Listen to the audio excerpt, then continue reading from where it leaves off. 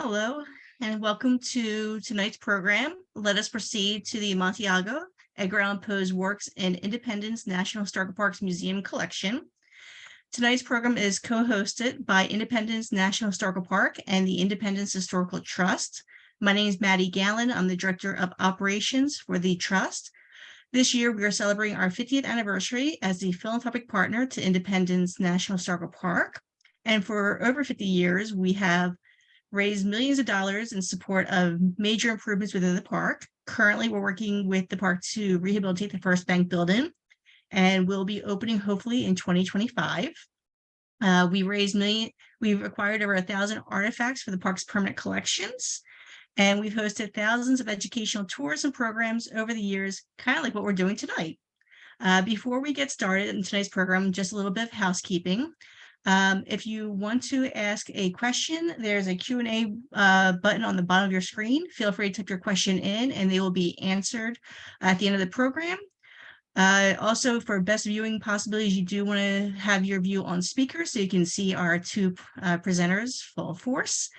And other than that, I am happy to welcome all of you, and I will now turn this over to Paul Campbell, who will start tonight's program. Over to you, Paul. Thank you, Maddie. Yes, I am Paul Campbell, Park Ranger here at Independence National Historical Park, as well as the Edgar Allan Poe National Historic Sites. And I'm here with Carrie Dethorne, the Chief Curator here at the park. And we have something special planned for you. It's appropriate to do this tonight. We are actually just one day away from wishing Edgar Allan Poe a happy birthday. Edgar Allan Poe, as you may know, was born on January 19th of 1809. Now, a little bit about the Edgar Allan Poe National Historic Site.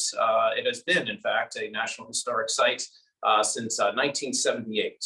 Here in Philadelphia, the National Park Service would acquire a home located at 7th Spring Garden Street, a home where, in fact, Edgar Allan Poe lived during some of his 6 years spent here in Philadelphia. For a long time, though, the site was run as a historic home, privately run, in fact, by Colonel Richard Gimble, in fact, of Gimble Department Store fame. And then for a little while following his passing, it's going to be run by the city of Philadelphia for, I believe, a little less than 10 years. The Park Service will acquire the site in 1978. It is going to open to the public, though, officially in 1980, and has been managed by the National Park Service ever since. Should you ever wish to visit the site, if you're not already aware, it's open Fridays through Sundays, 9 to 5. Now, the house itself, it is presented in a very unique way, certainly when you compare it to other historic homes. The rooms are actually presented empty, so we don't have any really artifacts there, apart from obviously the structure itself. But there are no furnishings, no artifacts. Had you actually visited the site during the years when it was run by Richard Gimble, as well as, for that matter, run by the city of Philadelphia, you would have actually seen a completely furnished historic home, although it should be added that none of the actual furnishings that we had in the house actually did belong to Edgar Allan Poe, or for that matter, any other member of the Poe household. So it was all really period furnishings. However, that being said, Richard Gimble did manage to acquire quite a collection of Edgar Allan Poe artifacts. A lot of those artifacts today can be found at the Philadelphia Free Library. However, that being said, since the Park Service has been running the sites, the park has managed to accumulate a modest amount of historic texts. And in fact, that is what our curator, Ms. Dethorne here, is here to tell us a little bit about, as well as show us some of what we have in our collection. Well, thanks, Paul. And Gimble is such an interesting character because he's born in 1898. He serves in World War I, he serves in World War II, and he becomes a pilot. That's where he gets the title Colonel. Oh, yes. And he's a pilot, and he actually graduated from Yale early in his youth, and then went back as a professor in the early 1950s. He was a professor of tactical science, meaning his pilot career in World War II. And World War II was quite a pivotal moment for Gimble because he happened to be in London during the Blitz. And he comes across this London bookstore that's been completely destroyed by bombings, and he starts picking up books. So it's really, he doesn't really become a book collector until that experience of in the 1940s, and then he brings that experience back to him. He was in the gimbal business for a while as a young man, but he had a family falling out, and he left the business and actually moved to Miami, and had his own store, and he was independently wealthy, but it was really his military service that gave him this kind of international experience and kind of led to his love of literature. But what's really interesting about that is he doesn't become a book collector until the 1840 or 1940, but yet he purchases the site at 7th and Spring Garden before that in the 1930s. And I have not been able to find out what prompted him to do that, because Gimbel wasn't a native Philadelphian. He'd been born in Atlantic City, but his parents had been from the Midwest. That's actually where Gimbel's department store gets started in Indiana. And it moves to Milwaukee, and then they buy stores in New York. And eventually Gimbel himself, it was his grandfather that founded the department store. And then Gimbel himself gets charged with building a new store in the 1920s, right? Just before the Depression. How, unsuccessful would that have been? So I've always wondered why Poe held this fascination for Gimbel early in his life before he even became a bibliophile. So I don't know the answer to that. I haven't found it yet. And if anybody knows, please tell us. Yeah. Because I really We may have some very knowledgeable people watching. Absolutely, I'm sure we do. And it's always interesting to me to learn about how people, whether it's private people or institutions, think about collecting. And so, as many of you all probably know, Paul and I are on the staff at Independence National Historical Park. And our mission at Independence is to tell the story of the founding of the American Republic. The Poe House, of course, is a different national park altogether. The Poe House is not part of Independence. It's a separate national park. And it's administered by Independence Park because it's in our geographic vicinity. So the idea, and you were talking about a little bit earlier about how the Poe site, how the Park Service restored it and reopened it starting in 1980. And it's not furnished. And the idea is that it's very much abstraction, very much a sort of theoretical presentation. And at that point, Independence Park decided, well, we're not going to collect Poe artifacts because it's not that kind. The Edgar Allan Poe National Historic Site is not that kind of historic house museum. So we don't have a lot of Poe materials, but we do have a few publications, and that's actually what we're going to talk a little bit about. And these publications were selected specifically because they represent Poe's time in Philadelphia and actually in the property that is the site now. Poe lived in 5 different locations over a 6-year period here in Philadelphia. And the site at Spring Garden, he only lived there from a little bit like early 1843 to 1844. So it's less than 12 months. And I have some examples of things he wrote while he was living at the Poe House. But just as much a part of our story of Edgar Allan Poe at the site is it's bigger than that. It's really about Poe's career as an author and as a publisher. And we're talking to you from the Merchants Exchange building at 3rd and Walnut, which is where Independence Park's administrative headquarters are. The building was built in the early 1830s. And so it housed a lot of various types of businesses, publishing houses, as well as other types of businesses.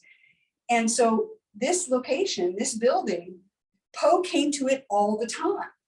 And I've always thought that was really interesting because his publisher, and then he later became the publisher himself, Graham's Magazine, and we have some examples here, we'll look at it in a minute, was headquartered here at the Merchants Exchange building. So we can't really, even though, and my point about bringing this up is, even though Edgar Allan Poe is not part of the Independence Park mission, the story of the American Revolution and its aftermath, he's still a part of Independence because the Merchants Exchange is part of Independence Park, and the Merchants Exchange was really a major location for Poe. I guess if you had to walk from 7th and Spring Garden to Merchants Exchange, what do you think that's like? Maybe Probably close to, probably about maybe a 20-25 walk. But the experience of him if he ever did make that walk, and I assume he did because he couldn't have afforded it. He didn't keep a horse as far as I know, and he couldn't really afford a cab. But he would have walked south through all these different kinds of neighborhoods because the Poes live in a pretty marginal neighborhood. And coming down here to where Graham's was located, this was like financial central down here. So Poe's experience of walking the streets of Philadelphia when he, lived at 7th Spring Garden would have really exposed him to the life of the city. And when we talk about Peele as an artist, he's not part of the Romantic movement. That's like Lord Byron and other types of poets from earlier in the 19th century. Poe is really part of the movement that's often called the Gothic. And it's very much about imagination. It's very much about fantasy. And when you think about what the city was like when Poe lived here, it was just roiling with politics, and it was still a major financial center at that point. And so living in the city, we don't know that living in Philadelphia directly inspired Poe, but I have to think that the kinds of people that he would have seen walking through the city must have factored into some of his characters. Yeah, it's interesting you're making me think too about him spending so much time on foot. So the essay "Morning on the Wissahickon," which he writes here in Philadelphia, he does actually explain that the best way to explore is not by carriage, not on horseback, not by train, but actually on foot. Of course, specifically with that, he's talking about exploring in nature. But I would imagine that, the same kind of feeling can be translated to, urban sprawl, walking in the city just the general mystery of this environment. And I think when we think about the Gothic, we tend to think mostly about horror or dread. And certainly there's a lot of that. But the Gothic is also about just sort of fantastical experiences. And some of Poe's contemporaries, and I always think of the Philadelphia writer George Lepard, who was writing a lot about what we're interested in here at Independence, which is the historical part of the city and the State House in particular. There's a George Lepard story from the early 1840s, and I like to think Poe was familiar with it, where Lepard recounts a dream that his protagonist is having, and Independence Hall is the mouth of hell. And it's a metaphor for Philadelphia politics. So I always think about that early 1840s environment of Philadelphia and how dramatic it was. And I think of Poe kind of living within that. And I just have to feel that he was influenced in some way by it. But I don't have the proof. It's just something that I think is interesting about studying the life of the writer. Well, his short stories do. When I think about notable ones that he composed here, like Telltale Heart, Murders in the Rue Morgue, even though he, certainly with Telltale Heart, he doesn't mention a specific city. Murders in the Rue Morgue, of course, takes place in Paris. But nonetheless, you kind of get the sense that this gritty urban feel is starting to come through in a lot of his works too. Even if, Murders in the Rue Morgue set in Paris, you still can't help but wonder if Philadelphia, it's an excellent segue you're making there. Thank you so much, Paul. The completely segue, accidental. Yes, but it just shows you how deeply immersed you are in the subject matter. That in Poe publishes Murders in 1841, and let me show you. So he publishes it in April 1841, and apparently in 1839, and here you can see the title right here. In 1839, there was an orangutan shown off in Philadelphia. And as we all know, the orangutan is the murderer in Murders on the Rue Morgue. So Poe saw that orangutan here in Philadelphia, and that affected him in terms of casting his villain. So a lot of people, when they talk about Murders, they talk about it as being the first detective story, and I'm not arguing with that. But the thing I find most interesting about it is the protagonist that he chose, and the grisly murder and all the details about her getting stuffed up the chimney and all that stuff, that the power of that animal. And then there's that scene in Murders where the people next door hear voices, and one person they can understand speaking English and the other person they can't. And here it's the sailor who owns the orangutan talking to the orangutan, and the orangutan talking back. So you just get the feeling that Poe went to the show in 1839 and kind of saw the trainer probably talking to them, and that factored into his story in a way. It wasn't the only influence, obviously. And there were a number of other mystery tales earlier in the 19th century that Poe was familiar with by some by European authors. Yeah. So the influences that an author feel, you always think of Poe like making this stuff up in his head without really any touch with reality, but he was totally influenced. Yeah, they didn't come from nowhere. That's right. That's right. He was totally influenced by other artists and other circumstances. And Murder in April 1841, when he's here in Philadelphia, and he's just started as the publisher of Graham's Magazine. It's just a great example of it. Yeah.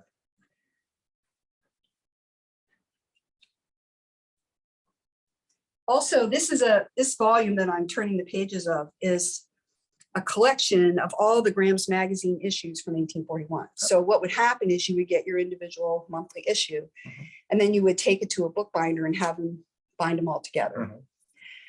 So another element in this is this very famous poem of Poe's to Helen, which had been published before. Yeah. But including it in this first foray of him as the publisher of Graham's Magazine, I think it's an important choice that Poe made to select this particular poem. In addition to stories like Rue Morgue and poems like To Helen, Poe is also producing a lot of literary criticism. And I mean, somebody as brilliant as Poe and as insightful and also no holds barred in terms of his review, he makes a lot of enemies. And we hear a lot about his successor at Graham's, Rufus Griswold, and how Griswold was not nearly the talent that Poe was, and yet he wanted to eradicate Poe's identity because he was jealous. So we can't really know for a fact. But what we can know is that Poe's ability was so astronomical that writers like Hawthorne and Longfellow were indebted to Poe in his reviews of their work, even when they were critical. And I think that's such an interesting aspect that, well, this brilliant guy hates what I wrote, but at least he took notice of it. I'm sort of paraphrasing Longfellow, but I think that that's the real power of an artist, is that even when people don't agree, they respect the talent and ability that this person shows. And Poe himself as a person must have been so difficult to get along with, because he's out there about everything, and everybody's like, well, look, would you just be normal, just pay your rent, buy some food and go home. And he's always thinking about other stuff. And, his work is that level of fantastical that's so characteristic of the Gothic, but is born from the reality of his own experience. And he was able to transition those spheres so successfully. I think to me, that's what makes so much of his writing so compelling. It's fantastic. That orangutan stuck in the dead body of a chimney, but it's like, it could happen, and I think that that's the thing about Poe's. I'm not so well informed about his poetry. I'm not a poetry person, so I don't really understand it. But the tales are always so all-encompassing to me. I just think it's amazing. The other thing I'm just incentive, and Poe has quite a lot of humor as well. And I just wanted to show you this other story from the 1841 volume, Never Bet Your Head. It's just such a wonderful story about, it's kind of an apocryphal story about a gambler. And certainly Poe, if he didn't gamble money, he certainly gambled with his life and his fortune and his fame and all that kind of stuff. But the humor of that title, I mean, you can't help but stop and read something that says never bet your head. So I think that Poe's ability to kind of take his art, which it was for himself, but of course he wanted to be a successful writer and he wanted to sell things. And, when he was publisher of Graham's Magazine, he was making quite a lot of money, for the time. And yet he really just couldn't help himself. He was sort of doing his art for himself, even though he wanted to be commercially successful. And he blows up at Graham's when he's away from the office and he claims they give somebody else's job. And he's like, well, then I quit, I mean, it's just kind of like, look, do you want to make money or don't you? And I think that's another aspect, universal aspect to being an artist, whether you're a writer or a painter or a sculptor or what you are, an actor, is how much do I balance my art with what my public wants. And, Poe was serialized for just like his contemporaries, like Dickens, for example. And that was just imagine trying to write that way. It's kind of like when you watch a TV show and you start liking it, and then as the seasons go on, they get worse and worse because it's clear that the writers are running out of ideas. Yeah. And that's I think we can all relate. Yeah, to that. really. But that's the thing about serializing. And, I think Poe seemed to have chafed under that kind of, whereas Dickens flourished, obviously. And Poe isn't writing lengthy books the way Dickens is, but he's in the same market. He's in the same market Poe is, where you have to hook your audience.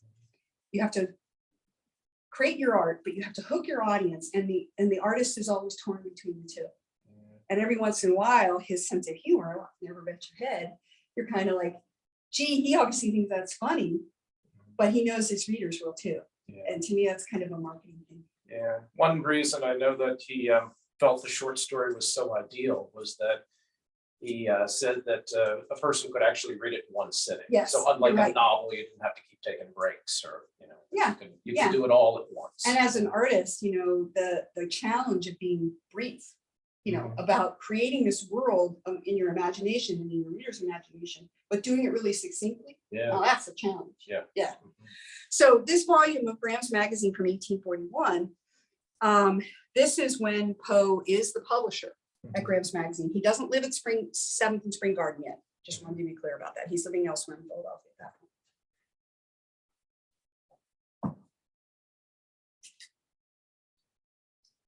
Now, this is a volume of Graham's from 1843, when Poe had just finished up. He was just becoming the publisher.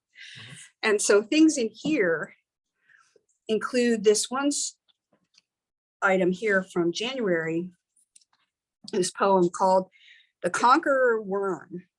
And I brought this up, not just because it's under Poe's publishing of Graham's Magazine, but there's an indication that The Conqueror Worm, which uses the word evermore, was a prelim to The Raven. And it's always interesting when you see an artist develop over time. And Poe was so prolific that I imagine it's kind of hard to sort out, easily because it seems like you might have been working on many things at the same time. Does that seem right to you? Yes. Yeah. So, but it's very distinctive that The Conqueror Worm here from January of 1843 uses the word evermore, which is not a unique word. Poe didn't invent it, but it's so close to the word nevermore that you kind of see it. And The Raven, as we know, wasn't published until Poe moved to New York City, right? And published in 1845. So this idea of thinking about an artist and how they work inside their head, how certain words, like I once saw this program about Lin-Manuel Miranda and how he developed the rhymes that he created for Hamilton. And he said that Weird Al Yankovic was his biggest influence. And he liked to work like Weird Al. And what Weird Al has a whole room in his house full of, remember those old card catalogs from libraries or just a bunch of words? Yes. Weird Al has a card catalog in his house of rhyming words. Can you imagine? It's not like a rhyming dictionary. It's just like evocative rhyming words. And Lin-Manuel Miranda said that method was a really big influence on him, writing things like Hamilton and his other productions. And I like to think that Poe, as such an amazing intellect, which is so much about words and how words sound. For example, that poem he wrote about the bells. I did an analysis once, and the letters B, D, and L occur more than any other consonant in the bells. And it's like that rhythmic sound of B, D, L. It's like bells chiming. And that the power of Poe to make words create images is just so fantastic. And so this little, tidbit here about the Conqueror Worm and the future that would become the Raven is kind of interesting. Yeah. And so by the end of his publishing career as publisher of Graham's Magazine, he's writing some really straightforward analysis. And this happens to be Our Amateur Poets, and it's about a Roman poet where Poe is kind of analyzing the lyric quality of Latin and how this particular poet uses words. And it's just like earlier, one of our earlier 1841 texts, I didn't demonstrate it, but Poe's writing an article about how an author's signature represents their personality. And this is how far ahead of Freud? Mhm. So it's really interesting, this idea that in the Gothic period, the concept of what motivates people to do things, good and bad, is what you're really after when you're trying to understand the story that you're telling about them, is what is motivating them. And so this early little essay he writes about autography, is what he calls it, is about analyzing these famous authors' signatures to portray the characteristics that they have as writers. Now, of course, he's looking back at it in hindsight. He already knows how successful these people are. But that, and then this essay from 1843, where he's talking about this Roman poet, ancient Roman poet, it's all about how he's like analyzing fellow writers. And that's what he does in his literary criticism too. I mean, he states it very eloquently, but many times he's like, you are a hack. And it's because you have a bad personality. Yeah. Henry Wadsworth Longfellow. But it's so much more than just a criticism of the person's art. And it's more an assessment of their personality, their fitness, really. I think their fitness to be an artist. It's no wonder Poe just like insulted everybody.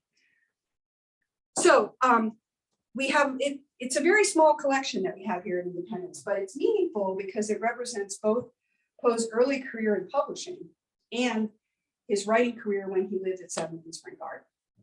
And I thought I'd wrap up by just showing you something that's way beyond Poe's lifetime, but that kind of speaks more to that international influence that Poe had. We all know that subsequent authors, both in America and in Europe, mostly in Europe, counted Poe as their main influence, whether you're talking about Baudelaire or who you're talking about.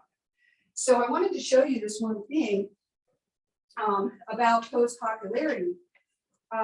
This is an illustrated version of Poe's poem, The Raven, and it was done by a French lithographer named Gustave Doré. And Doré did he did like 10,000 lithographs in his career. He was very prolific, illustrated a lot of stuff on the Bible and stuff, but he was very popular, and he must have been a very successful business person too, because he's constantly being hired by publishing firms. So he's hired to do the illustrations for this volume, and he's paid 30,000 francs to do the illustrations for Poe's The Raven. Today, that's several $100,000 worth of value. Doré never gets to claim it though, because he dies before the lithographs are published. At least his ancestor, his descendants. I don't know. But I thought I'd show you just a few things about this volume. Now, as you can see, this is in really, really poor condition because it's been much loved. So I'm going to try to be careful here. And I just want to show you that on the title page, this was a gift from someone named Kate to, I think, someone named Jim, right when it was published. So this is Christmas, December 25th, 1883. So cool. And this starts off with a foreword by the publisher. And the publisher talks a lot more about Doré than he talks about Poe. But at one point, I just wanted to read you just one. Now, was this published in France first before? No, this America? is the lithographs are published in France, but this volume is published in the United States. Okay. Yeah. So here's the title page. Let's start there. So this is Doré's picture right here. And this is Poe. And this is Pallas Athena. We all know she's a character in the poem. And then here's Medusa. Like, if you're not scared enough already. And so this is just like this wonderful setup to thinking about these two artists, and the foreword that comes next kind of banks on that. And I just wanted to read one thing about it. It's rather long. So, but at the end, the person compiling the foreword says,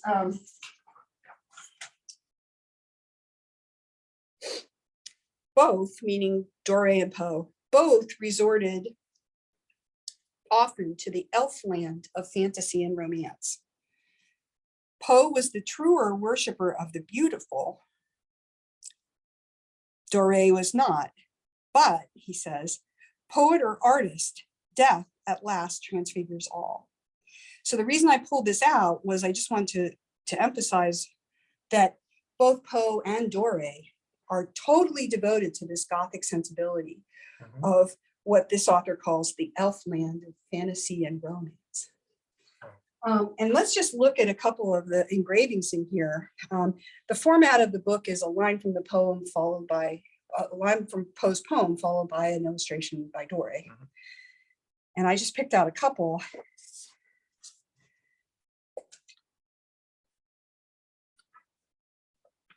So eagerly I wished the morrow, vanity I had sought to borrow from my books, surcease of sorrow, sorrow for the lost Lenore. There's that LBD again.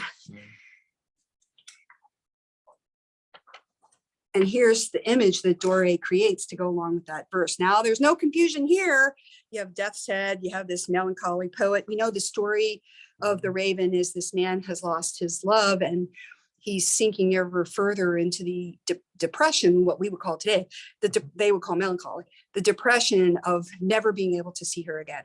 And so the Raven arrives, kind of a ancient symbol of the underworld, of death, of messengers.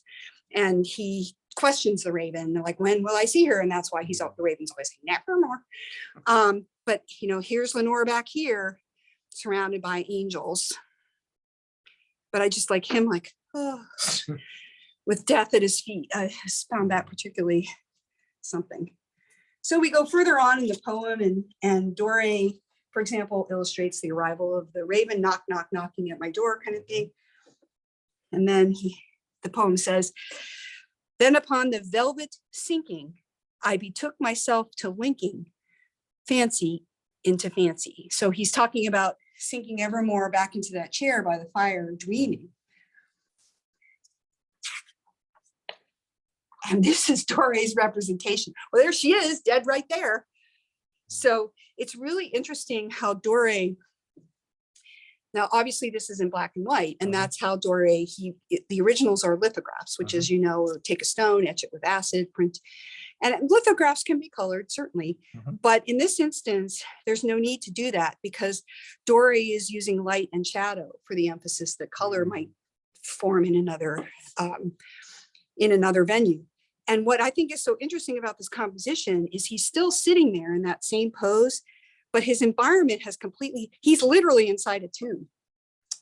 And the tomb is a literal one, the ghost of his love, but it's also the tomb of his mind, which is really what the Raven is about, is that the narrator, who's described as a student, the narrator is imprisoned by his lost loves, the idea of his lost love.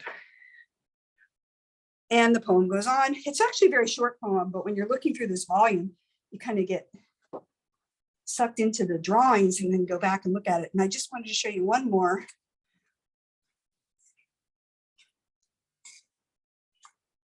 And my soul from that shadow that lies floating on the floor shall be lifted nevermore. So remember what we just saw, which was Lenore dead on the floor. And now Doré portrays the protagonist in the exact same position. The shadow here is cast by the bust of Pallas Athena with the Raven sitting on top. So you might look at this as a hierarchical image. So here's the dead human being. Here's the power of myth.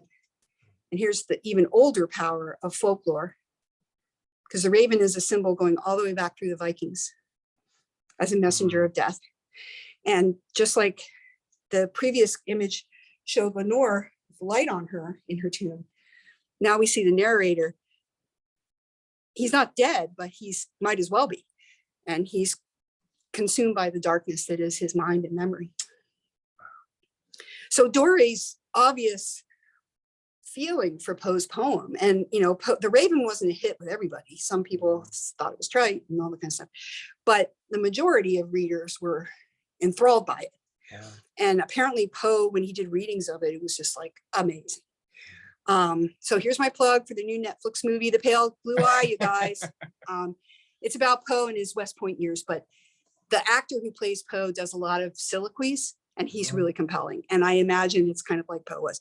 So the idea is, by bringing this volume to our collection here at Independence, yes, it's Poe's most famous poem to modern people today, but it's also the power of one artist to influence another artist. And together they produce a product that the impact on readers is so much more than their individual art. Yeah. And I think this is a really good example of that. Wow. Yeah, thank you for showing that. I certainly learned a few things. I can't help but wonder if, you mentioned about the raven being the symbolic of the messenger of death. Mhm. And where did you say that came from? It was. Well, that's actually dating back ancient, to- that's ancient Viking mythology. So it's like Norse mythology. Yeah, yeah. So the images here, in every image is wonderful, Mhm. but I wanted to select a few that to me were particularly resonant of this idea that Doré and Poe are both working from the same fantasy, the elf land of fantasy and romance, that they're both compelled under the Yeah. rubric of Gothic art to communicate about human existence, the fragility of it, the finality, the wish for finality of death, but Mhm. recognizing that it's never really over. Yeah. And that can imprison you, that concept can imprison you. Yeah. So let's see if there's some features of just, I didn't mark any that were just the raven. Let's see. Oh, here we go. Here he's opening the shutter. So some of the images, some of Doré's images are just moving the story along. Mhm. So this is literally, he's just opened the shutter and the raven's flown it. Mhm. There's nothing really symbolic about that. It's just a practical drama, Mhm. portrayal. But others of the images are like, wow, there's a lot going on here. The Dead Lenore one really got me. It's Yeah. like, he's laying on top of a headstone. Oh my God. So, yeah. So just as a conclusion about our, sort of collection, and Independence Park has many, restored buildings and refurnished spaces. You walk in, you can see the assembly room where the declaration was written. But because we also manage the Poe site, and because we do have a few of these objects in our collection that are evocative of Poe's story, it's really well-rounded, I think, in terms of us understanding the world from the standpoint of, yes, societal figures that loom large, whether it's, Thomas Jefferson in Independence Park or Edgar Allan Poe at the Edgar Allan Poe site. But it really provokes us to think about the climate that produced these artists, and then how those artists lived within a world, in Poe's case, how he lived within a world that was seeing the beginnings of industrialization and immigration and westward expansion. And that was really changing the nature of American life. And Poe's Gothic art is very much about trepidation and concern and paranoia and all those feelings that I think we can really ascribe to this particular era of the mid-19th century. Well, thank you. I'm very appreciative that you were able to share this. Well, I love to talk about literature. I'm just not really well informed. So when I was reading this and I was just reacting to Poe's words, and I was reacting to Doré's images, and I was getting a little bit of background, like the thing about that orangutan. Yeah. I just like, oh my God. But I'm much more interested in how the words and the images affect us in terms of how, when we start reading them and thinking about what they mean from the standpoint of what was the world that the artist who created them lived in. All right. I think we're Thanks questions. again. Yeah, questions. Okay. I'm sure there must be some. We do have a few. So the first question is actually, what are the other locations where Poe lived in Philadelphia? He lived on Arch Street. He lived on 16th near Locust, and he lived on Coates near 25th. So I know 4 of the 5. I think there's that one that huge book that's the chronological. Yeah, I know there was, and maybe this was the one on 25th Street that you were thinking of, but I remember hearing he was out near where the art museum is today. Yes, Fairmont. Is that okay? Is Yeah, that out in Fairmont. Yeah. Yeah. So I don't know precisely, but that's what I was able to pull from sources. I'd like to know, did they get thrown out? Because they couldn't pay their rent, or what was going on Yeah. there. Well, we know that he did file for bankruptcy at one point while he was Yeah. here. So, I mean, certainly his financial woes were certainly a reality, even at his time here. They only got worse. Great. Of course. Okay, I have one more question, but if anyone has a question, feel free to type into the Q&A so we can have Paul and Carrie answer it for you. The other question I have is, I am intrigued by Poe's analysis of the work of Valerius Falcus. Would you be able to speak to Poe's pre-UVA education, of which Latin must have been a part? You clearly know more about it than I do, but what I would say about that time period, so we're talking about the 1820s, and the 1820 education is on the cusp. American education is on the cusp of a major transition in that period. So gone are the days of the 18th century where you're memorizing from what was called the horn book, the alphabet, numbers, etc. And you're moving more into the kind of Socratic method of education. In addition to school education in this period, there's the growth of what are called lyceums, where people would go to public lectures, etc.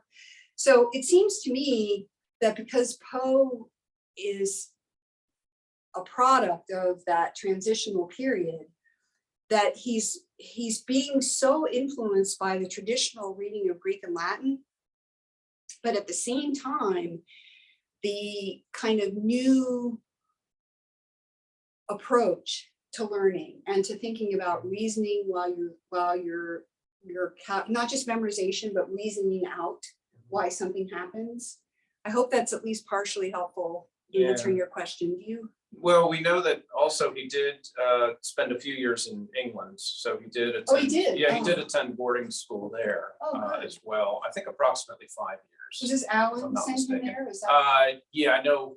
I believe it's for, if memory serves me correctly, Alan, of course, would he'd have business dealings still, in Europe, in Britain. So, we know that he was back there for that reason. And yeah, I believe that was 4 or 5 years. Trying to remember the school. So he would have been exposed to what would have been more sophisticated types of learning. Yeah, I think so. Yeah, Stoke Newington. That's the where. That's the place. Yeah. Well, I really don't know anything about his early influences. Yeah, I've not studied that at all.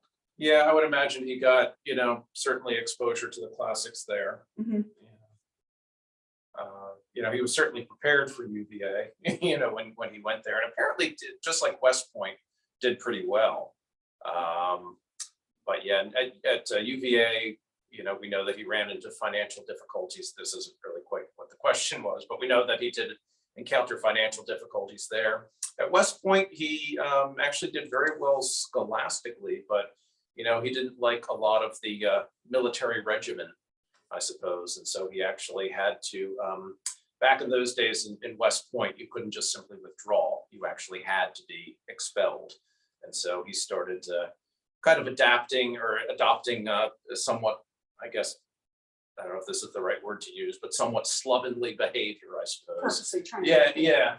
And because a lot of times when you hear, oh, he got booted out of West Point, you automatically think, and certainly naturally so, there must have been some sort of scandal related to it. But if you actually look at attendees of West Point at the time that Poe went, there were actually a lot of people getting booted out. So I think a lot of people were probably, employing similar tactics. Did you have to, at that point, did he have to have a sponsor to get into West Point? He did, yeah. And actually his foster father. Okay, Alan, then, yeah. So, sorry, we can't speak more specifically to your question. Your question's hard to advance for me. Oh, no, they said that, yes, you did answer it for them, so thank you. Well, they're very gracious. Thank you. All right, your next question is, was Philly a more expensive city to live in than Baltimore in that time period? Expensive? Well, Philadelphia was certainly a lot bigger than Baltimore. That's true. But they're both port cities. They both, I suspect that Philadelphia's identity as the former capital, even after the capital moved to the Potomac, what becomes Washington D.C. in 1800, I think Philadelphia still has a little bit of luster for the first couple of decades, but by the time you get to the 1840s, Philadelphia is pretty crappy. And so I suspect that the transition for Poe, and you better tell me if I've got this wrong, the transition for Poe between Virginia, Richmond, Baltimore, Philadelphia, New York was more about opportunity than it was about cost of living. I think that's right. I think it was, him, of course, wanting to make a go of it in the publishing industry. And Philadelphia was definitely the capital of that. It was, I mean, it's, but he does actually try New York very briefly before Philadelphia, and then goes back to New York again, which kind of says to me that maybe that's where he wanted to be, like maybe in that, New York literati scene. But yeah, I mean, certainly Philadelphia has Graham's, as we've talked about, Burton's Magazine, Godey's Ladies Book. It's still an intellectual capital, I think is what I would say about it. But that whereas New York is starting to surpass it as a financial capital. And Baltimore, I don't know enough about Baltimore history. I mean, it was smaller. It just seems more parochial. It was in the early 19th century. It had certainly, by the time of the War of 1812, and this was a big reason why the British were intent to invade Baltimore. It had worked its way up to be the third most populated city in the country. It was at least at that point. By the 1840s, though, just like I'm not really sure what kind of state it was in at that point, but Philadelphia was at least the second largest city in the country. Of course, that's a position it holds throughout, I guess, the duration of the 19th century, really. Well, and if you think about anything about cultural institutions, like think about Peale's Museum. There was a Baltimore, Philadelphia, and New York City branch of Peale's Museum. So maybe that's a way to look at cultural capitals. Again, a good question, but not one that I necessarily answered. Sorry. Well, no, we appreciate that. No, it's actually wonderful. We actually had two comments. One, I believe this is a reference to his foster father, is that Alan was Scottish, I believe. It's just a Scot, so I'm assuming Scottish. And the other one was in reference, I think, to West Point. He was thrown out for fighting and drinking. Ooh, even better.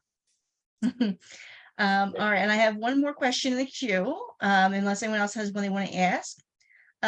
With the Poe artifacts at the Free Library of Philadelphia, are they on display or are they in storage?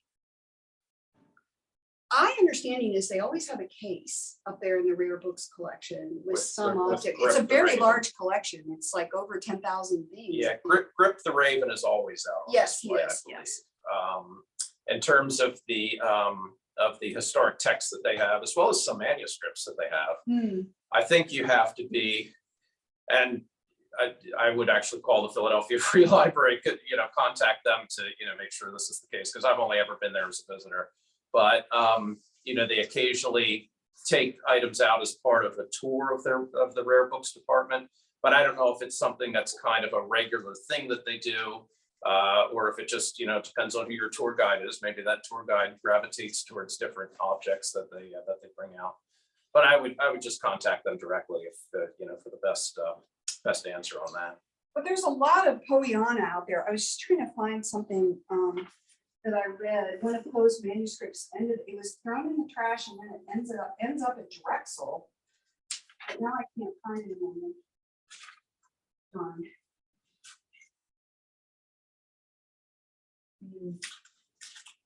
God bless Wikipedia, I can tell you that. Well, at any rate, the volume of Peale literary trail is extensive. I mean, there are so many public collections that have Poe manuscripts, Poe first editions. Maybe we don't have the three-dimensional artifacts of his life, but we do have the artifacts of his work. Yeah. Okay, well, I have no more questions in the queue at this time. So I can say that we want to just give you guys both a round of applause virtually. Thank you so much for tonight's program. We very much appreciate it. I encourage everyone who's listening in today that if you have not been there, please go visit the Poe House. It is a wonderful site with amazing rangers who will tell you everything you need to know about Poe because they are so knowledgeable. And then for future programs, feel free to check out the Trust website at inht.org or visit the park at nps.gov/INDE so you can see what other things we have planned in the future. With that, I will say good night and thank you everyone for attending. And thank you again to Carrie and to Paul and to your wonderful video technician who's behind there, who's made the books come back to life for us. All right. Thank you so much, Nevermore, everyone. Have a great guys. evening. Nevermore.